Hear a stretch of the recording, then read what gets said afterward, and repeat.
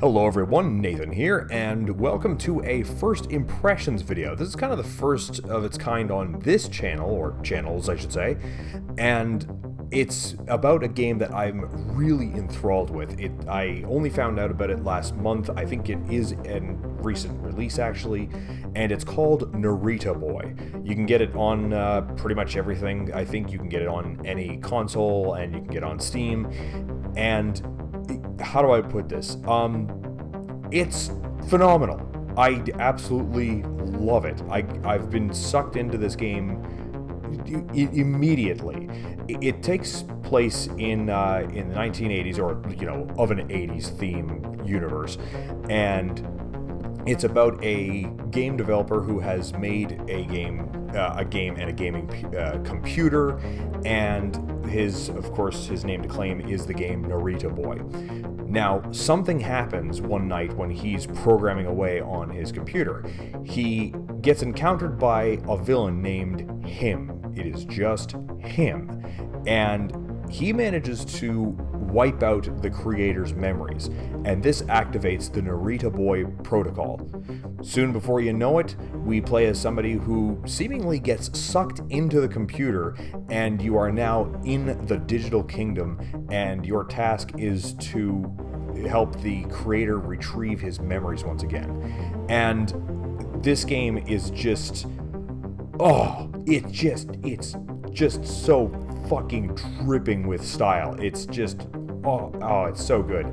The visual style is really quite fantastic. It's not just pixel art, it's pixel art with style. Like they go through the effort of kind of washing out the colors a bit and making it look like it's actually on a tube TV, and the soundtrack is just the soundtrack is just wonderful. I mean, listen to some of this for a second.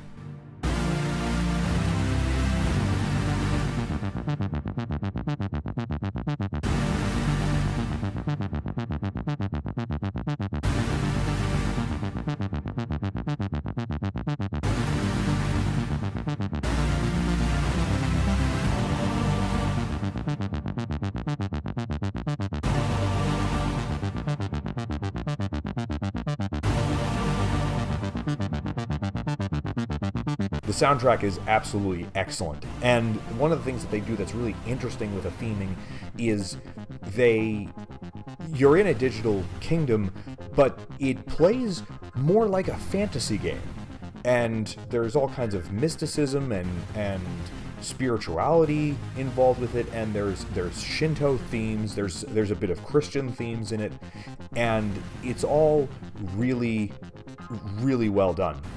And of course, right around the beginning of the game, you're unarmed, so you end up encountering a few enemies that you just kind of have to avoid. There's a lot of exposition and dialogue if you choose to read through it. And then the game really kicks it into high gear when you acquire the Techno-sword.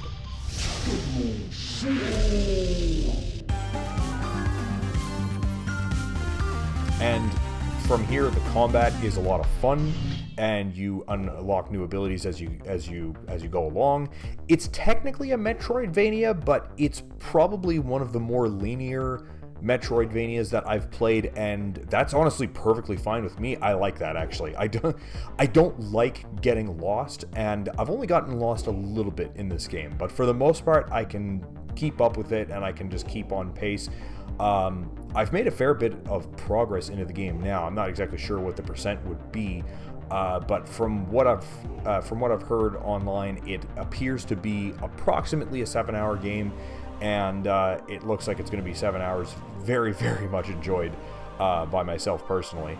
But yeah, if you're into synthwave and 80s coolness, as well as fantasy elements and spirituality and all that other kind of stuff, I think you'll be sucked into this game immediately, the way that I was. It's a lot of fun, and the dialogue is really interesting. I gotta be honest, it's actually a little bit difficult for me to make this video and talk about it in a structured and even critical manner, as opposed to just gushing about how much I like it. which I've perhaps done a little bit of in this video. The one critique, I'd say, actually, well, two critiques that I have for it, that they're not a deal breaker, but they were definitely kind of annoying, is the jumping and the platforming is, it could be a bit more finely tuned. It just feels, for example, even with a wired controller, there's an ever so slight latency between the pushing of the jump button and the jump actually taking place. Now, if you're just playing the game normally, you're not really going to notice this. However, if you stop and you watch for it, you'll see it. And I noticed that the jumping is a bit, I hate to use this as a descriptive word, but it's a bit floaty, it's a bit unwieldy. So there are certain platforming sections that really wouldn't be a big deal in most platformers, but I actually get a little nerved up because I feel like I can easily fall into the pit without actually, because I can't properly control it. And listen, I know I've brought this up a few times on the channel, but I've played through Wings of V. I'm not bad at platformers, okay? I beat that fucking game, alright? It's not me. It's not me. I'm not the problem. Now, luckily, there really aren't that many platforming sections throughout the game. Often, there's gaps, but you can clear over it, especially later on when you get more upgrades that allow you to either jump higher or allow you to make more distance across with like a dodge in the air, that kind of thing. So it's not really a huge problem. The other thing I found a little annoying in the beginning, but it seems like it wasn't so bad later on, was at times I felt like I should be able to just, say, walk through a doorway and then it loads in the next area, but it wants me to stop and push up to be able to do it. That was a little jarring at first, but I got used to it pretty quick. So I don't really have much to gripe about in terms of aspects like that, but listen, if you like what you've been seeing and hearing on the screen so far, then this game is probably for you. You should go check it out. It's a good time. I would personally highly recommend that you go out and buy Narita Boy.